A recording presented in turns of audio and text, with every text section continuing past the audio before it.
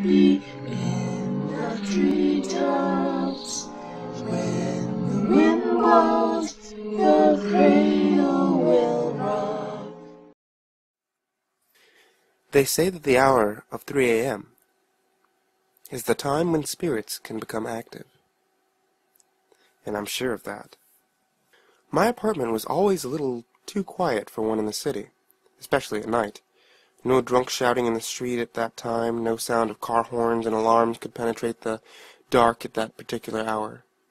It's like my apartment was high on a platform, surrounded only by a dense fog that the sharpest of hawk eyes couldn't penetrate.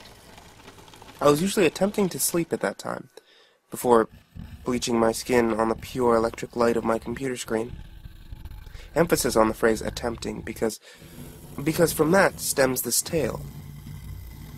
I advise you, if you've been here long enough to find it, you'll soon discover of what I'm talking about. I should really tell you anyway, just so you know you're not insane. I know I'm not. Every night for the past 4 months that I decided to make this apartment my home, a strange sound would pierce the strange blur that surrounded my home. Or maybe just my mind. I've searched the apartment many times for it, but behind the hollow-sounding ivory walls and hard pine floors, I couldn't find any source. The sound at first was like scratching.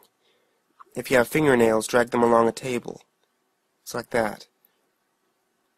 It was slow, and every time I heard it, I froze up. It wasn't as dramatic as anything like ghostly moaning or anything like that, but it still scared me so much I reverted back to childhood and stuck my head under the blanket. During the day I worked at what could possibly be the most boring place on earth, a factory that stamped out cans. They didn't even need workers, but I really didn't care. It paid the bills, and getting to sit around until someone needed help fixing a machine wasn't too bad. I sort of miss it. There was always something bad happening, though. In retrospect, I feel as though it was following me. For instance, a man's hand ended up being caught in the stamping machine under a sheet of aluminum. The crunching was sickening. It sounded like a dog chewing upon a bone. That same splintering sound. Every night I would retire from this slightly gory boredom to my apartment, back to my beloved computer. The cycle was always the same. Work, computer, scratching sound. I never really thought to ask anyone about it. I usually would forget about it by the morning. But one day, I didn't. I sat there in my folding chair at work, surrounded by drab, bleak, gray concrete walls, a long-ignored cigarette that was gradually becoming one trembling tower of ashes in my grasp, trying to think of a way to discover whatever this thing was. Why wouldn't I just follow it? Get my nerves together and find the continual source of fear for me. It made me cold just at the thought, but I knew I had to do it. So that night I turned off the computer as usual, but then took one extra step. I grabbed a flashlight. It would be faster than dashing across the room to my light switch. It could even be mice, I thought to myself as I slipped into bed wearing the hero's garb of any sleepy man, a pair of boxers and socks. At least if I ran crying out of the building, a few people would get a laugh. The clock slowly began to head towards 3 o'clock. My heart began to pound nervously. Like a sword, I held the turned-off flashlight to my bare chest. The necklace around my neck felt strangely cold, even though I had at least 3 comforters on. Oh, the joys of a particularly cold winter. Closing my eyes, I heard the scratching.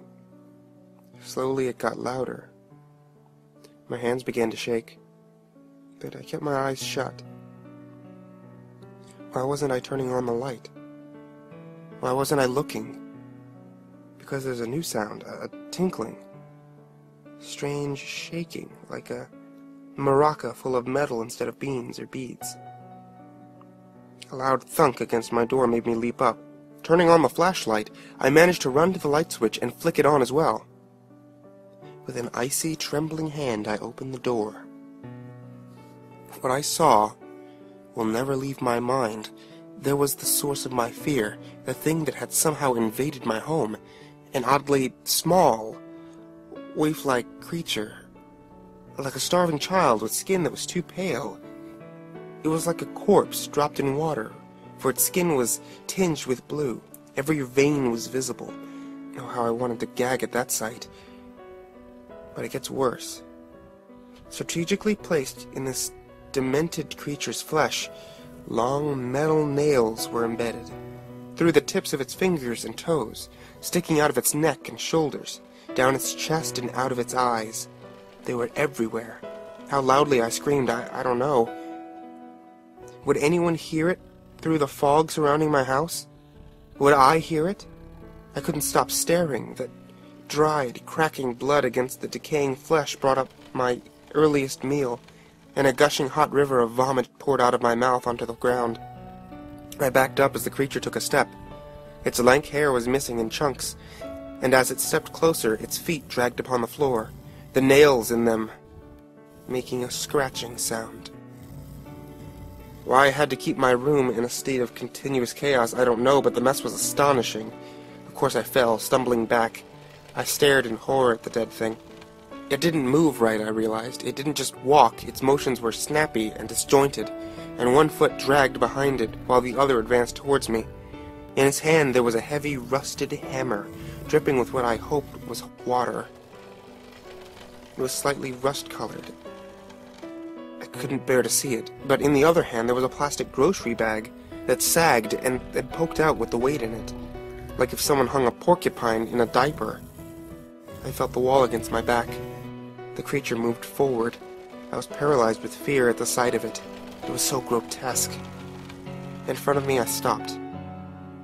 I noticed the puncture marks upon its tiny calves where the nails were, and I felt a strange sense of pity.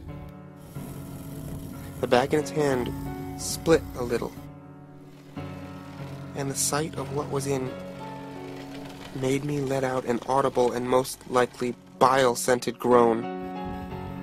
A nail jutted out. I cried out loudly as the thing pounced upon me.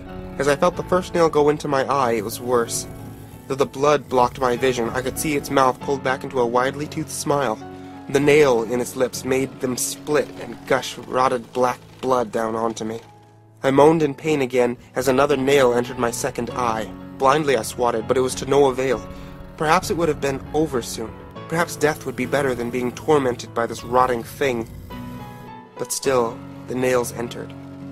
Still, I cried out loudly, especially when I was dragged.